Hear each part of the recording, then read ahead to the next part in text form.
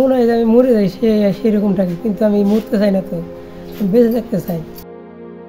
অন্ধকার ঘর, জানালা দিয়ে ভেতরে ঢুকছে না কোনো আলো, শুধু নিঃশব্দ কান্নার শব্দ।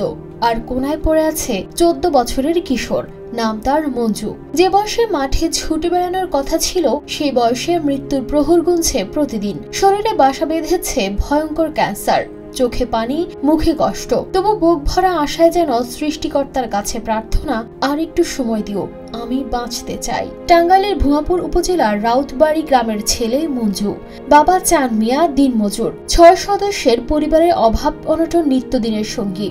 সে ছোট্ট বয়সেই সংসারের হাল ধরতে হয় তাকে। স্কুলের বই ফেলে হাতে তুলে নেয় ভেকুর লিভার, কিন্তু হঠাৎ একদিন শুরু হয় ভয়াবহ পেট ব্যথা। হাসপাতালে গিয়ে ধরা পড়ে টিউমার।